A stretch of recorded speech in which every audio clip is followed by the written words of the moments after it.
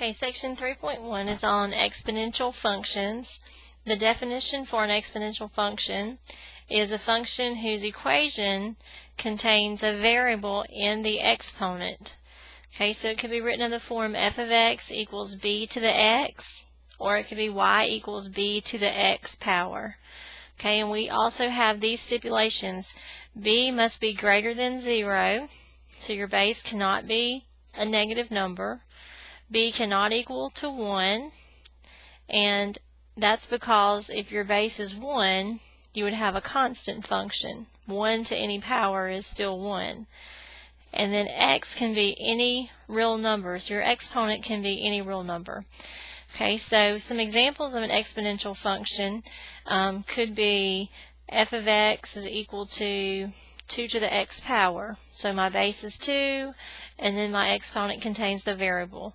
Or g of x is equal to 10 to the x. So again, 10 is my base, x is my exponent. Or we could have something like h of x equals 3 to the x plus 1. Okay, we can have a binomial as the exponent. Your base can be a fraction also, it just cannot be negative, has to be positive.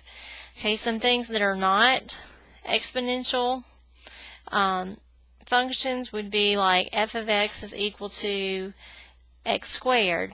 Okay, it does have an exponent, but the variable is not in the exponent. So we know from previous chapters this is just a parabola. Okay, so the variable has to be somewhere in the exponent for it to be an exponential function.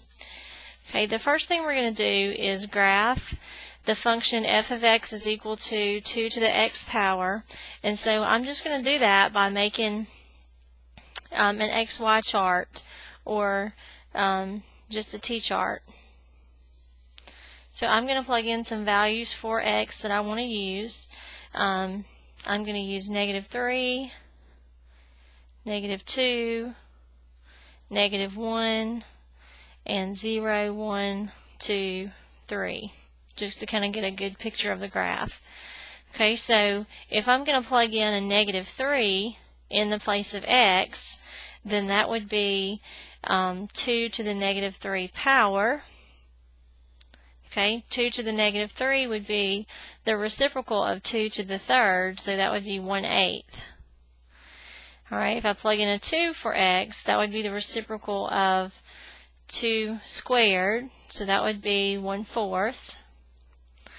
And if I plug in a -1, that would be the reciprocal of 2, so that would be 1/2.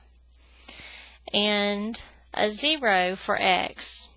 Okay, if I plug in a 0, anything to the 0 power is 1. Okay, then if we plug in a 1, we know 2 to the first power would just be 2. And then 2 to the second power would be 4. 2 to the third power would be 8. Okay, so here are some points that would be on this graph. And so if we're going to plot those, let's say we have -3, 1/8, -2, 1/4, -1, 1/2, 0, 1, so that's going to be my y-intercept, 1, 2, 2, 4, and 3, 8. Okay, as you can see, what would happen if we plugged in a 4, 2 to the fourth would be 16. It would go even higher. So with exponential functions, what you see happening is that they increase rapidly.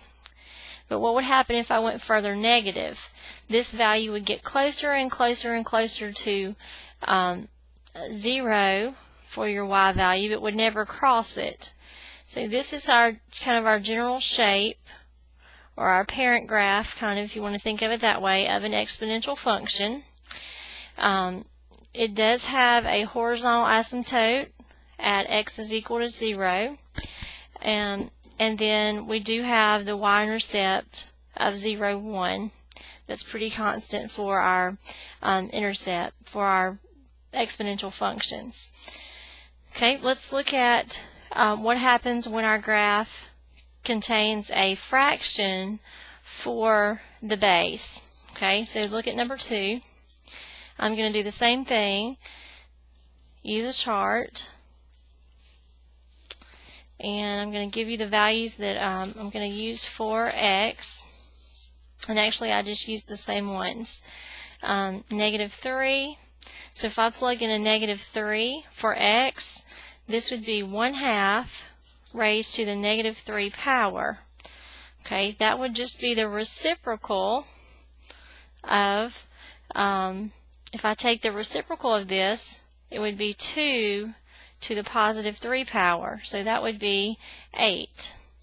Okay, and then also -2, same thing would happen. If it's 1/2 to the -2, I would take the reciprocal and then square it, so it would be 4. If x is -1, if I take the reciprocal, I'm going to get 2. Again, 0. If I plug in a 0, then I'm always going to have 1. That's why that point's always going to be 0, 1. Okay, then if we have a 1, 2 to the first power, or 1/2 to the first power would just be 1/2. 1/2 squared would be 1/4, and 1/2 cubed would be 1/8.